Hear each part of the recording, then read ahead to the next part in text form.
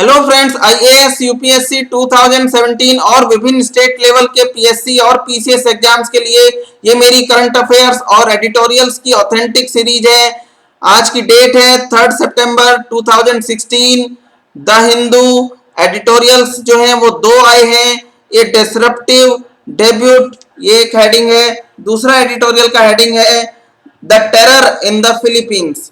हम एक एडिटोरियल इस वीडियो में और दूसरा एडिटोरियल इससे नेक्स्ट वीडियो में डिस्कस करने जा रहे हैं।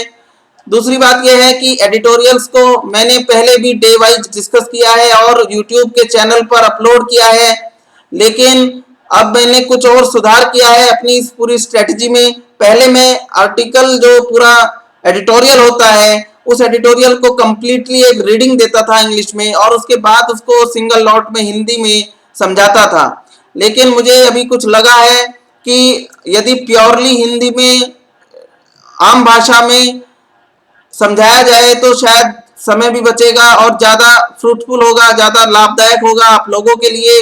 द हिंदू तो हम खरीद करके, जैसे हम द हिंदू लेते ही होंगे अपने घर पर, तो उसको हम अपनी नज़रों के सामने रखें और इस तरह से करें कि जैसे एडिटोरियल में लगभग 2 या 3 पैराग्राफ होते हैं, तो उन पैराग्राफ्स को पहले एक बार अपने आप रीडिंग वहां पर घर पे लगाएं और उसके बाद मेरी वीडियो सुने, तो आपको पूरी तरीके से ध्यान में आ जाएगा कि इसमें क्या मुख्य पॉइंट्स जो है डिस्कस किए गए हैं।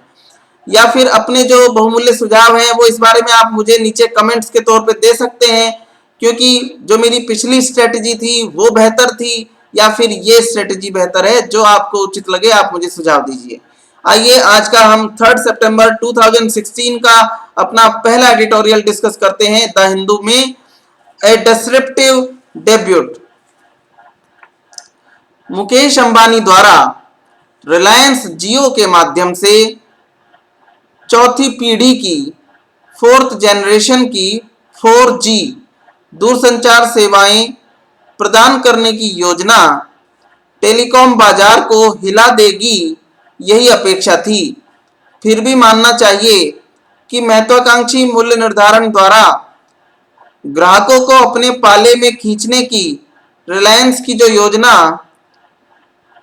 रिलायंस के शेयरधारकों की 42वीं वार्षिक बैठक में सामने आई है, वो काफी साहसी योजनाएं हैं। मार्केट के इस सेगमेंट में नव प्रविष्ट रिलायंस ने वॉइस कॉल, जो हम बोल करके बातचीत करते हैं दूसरे व्यक्ति से, और घरेलू रोमिंग मुफ्त की है तथा औसत मार्केट टैरिफ की तुलना में अत्यंत कम मूल्य में दूरदर्शी भविष्य आधारित योजना प्रस्तुत करके रिलायंस ने एक ही झटके में बाजार की मूल्य निर्धारण नीतियों को बदल डाला है।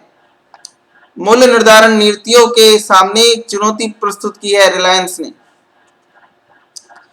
इससे यह भी सिद्ध हो गया है कि मोबाइल टेलीफोनी सेवाओं के क्षेत्र में आज के बदलते हुए समय में डाटा ही मुख्य फोकस की सेवा बन गया है, क्योंकि कारण यह है कि इनकमिंग तो पहले से ही फ्री है, अब वैल्यू एडेड सर्विसेज का भी मार्केट सिकुड़ रहा है, जैसे कि इंफोटेनमेंट उसको कहते हैं। इंफोटेनमेंट का अर्थ है कि आप मोबाइल पर कोई कंपनी ऑटोमेटेड कॉल करके और आपको कोई गाना ऑफर करे या फिर कोई गाना सुनाए, इस तरह की मनोरंजन आधारित जो मोबाइल सेवाएं हैं इंफोटेनमेंट की, उनका भी मार्केट कम हो रहा है डीएनडी के आने के बाद से। और डू नॉट डिस्टर्ब की एक जो सेवा होती है आपके मोबाइल में, तो उसके कारण वैल्यू एडेड सर्विसेज के मार्केट को चोट पहुंची है। साथ ही एसएमएस का भी मार्केट समाप्त हो गया है व्हाट्सएप, फेसबुक आदि के मोबाइल पर प्रयोग होने से, और इसलिए अब इन कंपनियों के पास अपनी लाभकारिता को बनाए रखने का जो साधन बचा है, प्रॉफिटेबिलिटी बचाए रखने का, वो बचा है सिर्फ डाटा। मोबाइल धारण करने वाले अर्थात मोबाइल रखने वाले भारतीयों की कुल जनसंख्या में से 90% इस समय मोबाइल पर ही इंटरनेट चलाते हैं। मोबाइल धारण करने वाले भारतीयों की कुल जनसंख्या में से 90% जो है 90% इस समय मोबाइल पर ही इंटरनेट एक्सेस करते हैं। अतः मोबाइल पर इंटरनेट की उपलब्धता, मोबाइल पर इंटरनेट की गुणवत्ता, मोबाइल पर इंटरनेट का किफायती अर्थात सस्ता होना महत्वपूर्ण बन गया है। यह उचित भी है क्योंकि भारत में अधिक से अधिक वस्तुएं और सेवाएं ऑनलाइन उपलब्ध कराए जाने का एक रुझान चल रहा है। भारत जो है मोबाइल टेलीफोनी के त्वरित विकास और समृद्धि की संभावनाओं वाला एक ऐसा देश है। भारत में जो है इस बात का बड़ा स्कोप है कि मोबाइल टेलीफोनी के एरिया में जो है एक रैपिड डेवलपमेंट और ग्रोथ हो सकती है यहाँ पर।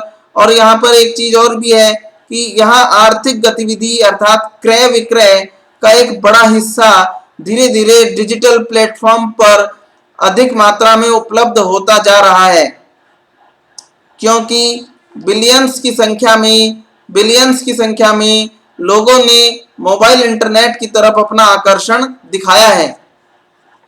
बाजार के प्रतियोगियों की तुलना में, बाजार के जो रिलायंस के अन्य कंपटीटर्स हैं उनकी तुलना में, उनके कंपैरिजन में अत्यंत कम दरों पर, बहुत लो रेट्स पर सर्विसेज अवेलेबल कराने के, सेवाएं उपलब्ध कराने के रिलायंस के निर्णय से अब उपभोक्ताओं की अपेक्षा रिलायंस से है अच्छी डाटा क्वालिटी के संबंध में।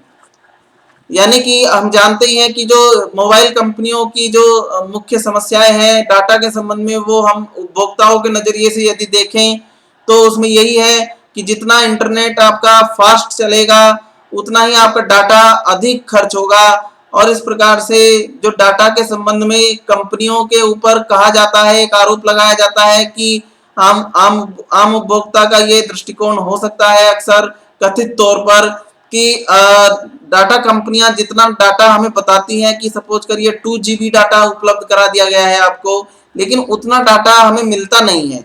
तो इस प्रकार की जो सेवाओं में जो लूप होल्स हैं, दूसरी कंपनियों की जो कमियां हैं, तो उपभोक्ताओं की अपेक्षा है कि रिलायंस उनकी तुलना में अच्छी क्वालिटी की डाटा सर्विसेज जो है उपलब्ध कराएगी। और इसके अलावा यदि इस सस्ते प्रस्ताव में ऐसी मोबाइल एप्लीकेशंस को मोबाइल में इनबिल्ट देने का विकल्प जो है उस पर विचार किया जाए कि उन मोबाइल एप्लीकेशंस के द्वारा उपभोक्ता मीडिया के अन्य स्रोतों और अन्य क्षेत्रों को मोबाइल पर एक्सेस कर सके, मोबाइल पर देख सके, तो और अधिक क्रांति आ सकती है इस क्षेत्र में। रिलायंस की सेवाओं की गुणवत्ता और विश्वसनीयता ही वह निर्णायक कारक होगा जिसके आधार पर भविष्य में यह स्पष्ट हो पाएगा कि मोबाइल टेलीफोनी का जो मार्केट दृश्य है, जो मार्केट लैंडस्केप है, वो पूरी तरह चेंज होता है, पूरी तरह परिवर्तित होता है या नहीं।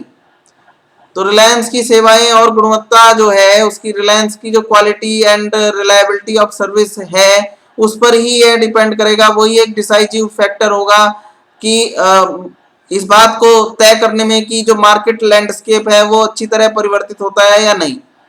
अभी अन्य प्रतियोगी कंपनियां रिलायंस के कदम को, जो दूसरे कंपटीटर कंपनीज हैं रिलायंस की, वे रिलायंस के कदम को चुपचाप देख रही हैं। देखना यह है कि ये जो कंपटीटर कंपनियां हैं, प्रतियोगी कंपनियां हैं, ये रिलायंस के कदम की कौन सी काट सामने लाकर रखती हैं। उपभोक्ता जैसे ही रिलायंस के 4G की सैंपल सेवाएं उपयोग करना शुरू कर देंगे, स्पष्ट है कि मोबाइल कंपनियों के बीच कुछ स्टैंडर्ड्स और कुछ पैरामीटर्स, कुछ ऐसे चर होते हैं, कुछ ऐसे वेरिएबल्स होते हैं जिनका जो एनालिसिस है ये मोबाइल कंपनियां करती हैं अपनी ग्रोथ और अपनी प्रॉफिटेबिलिटी को नापने के लिए। तो वो वेरिएबल्स क्या हैं? ये 4 वेरिएबल हैं: प्रति उपभोक्ता औसत राजस्व, प्रति उपभोक्ता औसत मार्जिन और प्रति उपभोक्ता डाटा राजस्व। ठीक है। इसके अलावा उपभोक्ता को उत्सुक कर पाने की क्षमता, इसको कहा गया है सब्सक्राइबर चर्न। सो असल में उपभोक्ता को चर्न कैसे किया जाता है इसको समझ लीजिए भाई। जो मोबाइल कंपनियां हैं वो बहुत ही ऑफेंसिव और बहुत ही आक्रामक तरीके से एक विज्ञापन अभियान चलाती हैं और उस विज्ञापनों को देखने से चारों तरफ विज्ञापन होते हैं मनुष्यों मतलब हम उपभोक्ताओं के, तो इसलिए उपभोक्ता उन विज्ञापनों को देख करके आंदोलित हो जाता है, उत्सुक हो जाता है कि मैं किसी कथित कंपनी की जो है आवश्यक रूप से कनेक्शन या डाटा सर्विसेज उपयोग करके जरूर देखूंगा। तो इस प्रकार से उपभोक्ता को विज्ञापन के द्वारा उत्सुक कर पाने की क्षमता को सब्सक्राइबर चर्न कहा गया है। हिंदी में आप इसको बिल्कुल हिंदी में बताएं तो उपभोक्ता मंथन। तो ये उपभोक्ता मंथन भी एक फैक्टर होगा मोबाइल कंपनियों के बीच कंपटीशन के जिस कंपटीशन जिन बेस पर होगा, जिन आधारों पर कंपटीशन संभावित है मोबाइल कंपनियों के बीच में, वो 4 चीजें हैं। एक बार फिर से बता देता हूं। उपभोक्ता मंथन पहला, दूसरा डाटा राजस्व, तीसरा प्रति उपभोक्ता औसत मार्जिन और चौथा प्रति उपभोक्ता औसत राजस्व। ठीक है, पर कंज्यूमर एवरेज रेवेन्यू, पर कंज्यूमर एवरेज मार्जिन। ठीक है, इन क्षेत्रों में प्रतियोगिता अवश्य ही होगी, परंतु मार्केट पर गंभीर प्रभाव पड़ने की ज्यादा संभावना नहीं है। उसका कारण यह है कि भारत का मार्केट बहुत बड़ा है और बहुत ज्यादा विविधतापूर्ण है, और इसलिए रिलायंस की इस नई पहल को ऐसा मार्केट स्वयं में समाहित कर लेगा।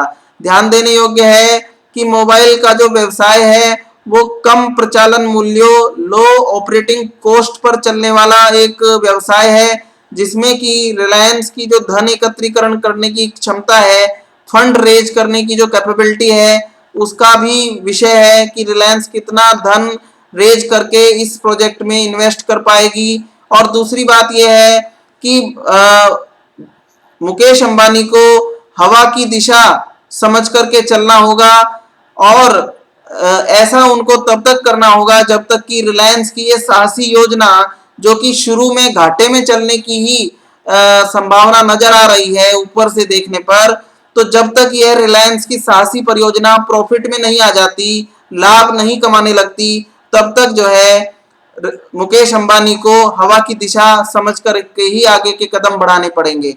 इसके अलावा इस उठापटक से, जो रिलायंस के इस कदम से मार्केट में उठापटक हुई है, ये अच्छी बात है कि अंतिम रूप से कंज्यूमर उपभोक्ता को ही सबसे बड़ा लाभ प्राप्त होगा। ये हमारा पूरा एडिटोरियल यहाँ कंक्लूड होता है। Thank you very much. आप इस वीडियो पर कमेंट कर सकते हैं, अपने प्रश्न पूछ सकते हैं, अपने सुझाव दे सकते हैं। ये सुधरा हुआ और इम्प्रूव्ड तरीका जो है एडिटोरियल्स को डिस्कस करने का आपको ये बेहतर लगा, या इससे पहले जब मैं पूरा हिंदी पहले पूरा इंग्लिश में पढ़ता था और उसके बाद पूरा हिंदी में बताता था, क्या वो अच्छा तरीका था? या फिर एक तीसरी जो बात मेरे दिमाग में है वो ये है कि एडिटोरियल में 2 या 3 पैराग्राफ होते हैं, हम पहले पैराग्राफ को पैराग्राफ वाइज हम एडिटोरियल को पढ़ें। तो जैसे हमने पहला पैराग्राफ इंग्लिश में पूरा पढ़ा, उसके बाद हम उसी का हिंदी ट्रांसलेशन बीच में इंसर्ट करके बताएं आपको, उसके बाद दूसरा पैराग्राफ इंग्लिश में पढ़ें, दूसरे का ट्रांसलेशन बताएं, और फिर तीसरा पढ़ें और तीसरे का ट्रांसलेशन उसके बाद बताएं। तो ये तीसरी स्ट्रेटजी है, तीसरा तरीका है समझाने का। तो इस प्रकार से इनमें से कौन सा बेहतर हो सकता है, इस पर आप मुझे नीचे कमेंट सेक्शन में सुझाव दीजिए। चलिए, thank you, thanks a lot, all the best.